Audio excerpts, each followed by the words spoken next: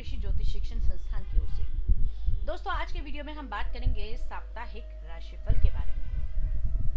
कैसा रहेगा 13 फरवरी 2023 से लेकर 19 फरवरी 2023 तक का ये सप्ताह ग्रह गोचर की दृष्टि से आपके लिए। कौन कौन से विशेष व्रत, पर्व और त्योहार होंगे और क्या क्या इस सप्ताह में आपको करना है और क्या नहीं करना, जानने के लिए हमारा पूरा वीडियो अवश्य देखें। चलिए सबसे पहले बात करते हैं कि 13 फरवरी से 19 फरवरी के बीच में कौन कौन से विशेष व्रत, पर्व और त्योहार आने वाले हैं। सबसे पहले 13 फरवरी को सूर्य संक्रांति होगी। जी हाँ, जिस दिन सूर्य अपना राशि परिवर्तन करते हैं और इस बार सूर्य आएंगे अपने पुत्र के घर में। जी हाँ, सूर्य का राशि परिवर्तन होगा और आएंगे शनि की राशि यानी कि कुंभ राशि के अंदर। 15 फरवरी को शुक्र मीन राशि में प्रवेश करेंगे जो उनकी उच्च की राशि है। 16 फरवरी को विजया एकादशी का पर्व मनाया जाएगा तथा इसी के साथ बहुत बड़ा पर्व, जी हाँ, भगवान भोलेनाथ की कृपा पाने का एकमात्र सरल उपाय, एकमात्र ऐसा दिन जिस दिन आप कुछ विशेष उपाय करके अपनी मनोकामना को पूरा कर सकते हैं। जी हाँ, अब तक आप समझ ही गए होंगे, 18 फरवरी यानी कि महाशिवरात्रि का त्योहार रहेगा।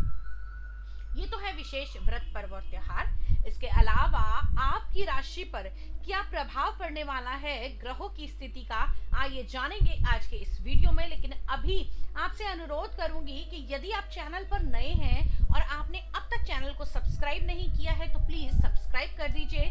साथ ही साथ बेल आइकॉन को जरूर दबा दीजिए ताकि आने वाले सभी वीडियो आपको समय से मिल सकें। तो चलिए चलते हैं विषय की ओर, बात करते हैं आपके राशिफल के बारे में। तो चलिए बात करते हैं तुला लगन वाले जातकों के लिए कैसा रहने वाला है ये सप्ताह ग्रह गोचर की दृष्टि से। तुला लगन की अगर हम बात करें तो इस सप्ताह ग्रहों की स्थिति कुछ इस प्रकार रहने वाली है। केतु आपके लगन में गोचर कर रहे हैं। सूर्य और बुध का गोचर रहेगा सप्ताह की शुरुआत में आपकी कुंडली के चतुर्थ भाव में। वहीं सूर्य राशि परिवर्तन करेंगे और आ जाएंगे पंचम भाव में, जहां पहले से शुक्र और शनि की युति बनी हुई है। देवगुरु बृहस्पति कुंडली के छठे भाव में गोचर कर रहे हैं। कुंडली के सप्तम भाव में राहु का गोचर चल रहा है तथा अष्टम भाव में मंगल का गोचर चल रहा है। दोस्तों, ये तो है ग्रह गोचर की स्थिति। इसके अलावा सबसे विशेष ग्रह चंद्रमा जो इस सप्ताह गोचर भ्रमण करेंगे आपकी कुंडली के लगन भाव, द्वितीय भाव, तृतीय भाव और चतुर्थ भाव के अंदर। आइए जानते हैं कि इसका क्या प्रभाव पड़ेगा हमारे जीवन पर। आपकी अगर हम बात करें तो आपके लगन के स्वामी इसी सप्ताह होने जा रहे हैं उच्च के, लेकिन कहाँ होंगे? आपकी कुंडली के छठे भाव के अंदर। तो कहीं ना कहीं स्वास्थ्य से जुड़ी हुई समस्याएं अधिक हो सकती हैं आप लोगों को इस सप्ताह में। और साथ ही साथ जिन लोगों को गैस्ट्रिक या पेट से जुड़े हुए या फिर गुप्तांगों से जुड़ी हुई प्रॉब्लम है, उनको अपना बहुत ज़्यादा ध्यान रखने की आवश्यकता है। चंद्रमा का गोचर आपके लगन में कहीं ना कहीं आपके मूड स्विंग्स बनाता हुआ दिखाई देता है। आप लोगों को इस सप्ताह में बहुत ज़्यादा बदलाव करने का मन करेगा। आप लोगों को 1 मिनट में लगेगा कि मैं सही हूँ और 1 मिनट में आपको लगेगा कि मुझे अपने निर्णय को बदल देना चाहिए। अब बात करते हैं आपकी कुंडली के दूसरे भाव के बारे में, यानी कि आपका परिवार, आपका कुटुंब का भाव। इसके स्वामी अभी मंगल देव अष्टम भाव में गोचर कर रहे हैं। तो कहीं ना कहीं पारिवारिक स्तर पर छोटी मोटी समस्याएं आ सकती हैं, मानसिक चिंताएं आपको सता सकती हैं। किसी प्रकार के पैतृक संपत्ति के लीगल केस के अंदर आप लोग इन्वॉल्व हो सकते हैं। अब बात करते हैं आपके सुख के स्थान की, आपके चतुर्थ भाव की। यहाँ पर बुध का गोचर जो कि आपकी कुंडली के भाग्य भाव के स्वामी है।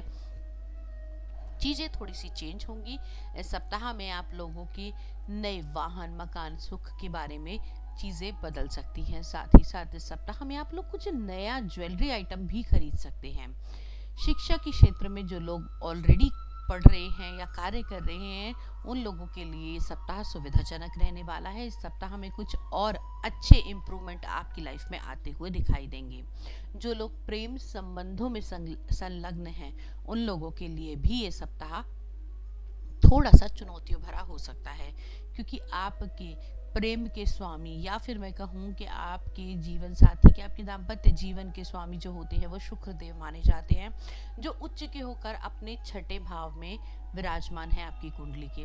तो थोड़ा सा आप लोगों को सतर्कता बरतनी होगी। किसी भी प्रकार की लापरवाही जैसे मिथ्या वचन, किसी को झूठा दिलासा देना आप लोगों के लिए बहुत ज़्यादा हानिकारक हो सकता है। जो लोग किसी भी प्रकार के अवैध संबंधों में हैं उन लोगों को संभल कर चलना होगा। आपके इस कृत्य के कारण आप लोगों को जेल तक भुगतनी पड़ सकती है। तो थोड़ा सा सतर्कता बरत के चलिएगा। और अगर किसी भी प्रकार की इस प्रकार की आप क्रियाविधि के अंदर संलग्न हैं तो आपको नित्य ही उसे छोड़ देना चाहिए। अब बात करते हैं आपके दाम्पत्य जीवन के बारे में। जहां राहु का गोचर चल रहा है, कहीं ना कहीं चीज़ें बहुत ज़्यादा अच्छी नहीं हैं। चीज़ों में आप लोगों को रोज रोज की कलह कलेश, एक दूसरे के बारे में आप लोगों की परेशानियां होनी, एक दूसरे को ब्लेम करना, इस तरीके का जो चल रहा है, इससे बचने के लिए आपको माँ दुर्गा की पूजा करनी चाहिए। क्योंकि इस समय में आपके विवाह के स्वामी, आपके सप्तम भाव के स्वामी भी मंगल अभी अष्टम भाव के अंदर है और सप्तम भाव के अंदर राहु का गोचर चल रहा है। तो कहीं ना कहीं दाम्पत्य जीवन में उथल पुथल तो बनती है। जिन लोगों के कोर्ट केस चल रहे थे वो आगे और ज़्यादा बढ़ सकते हैं। और अपने जीवन को अच्छा करने के लिए आप लोगों को भगवान मंगल यानी कि हनुमान जी की पूजा करना इस समय आवश्यक रहेगा।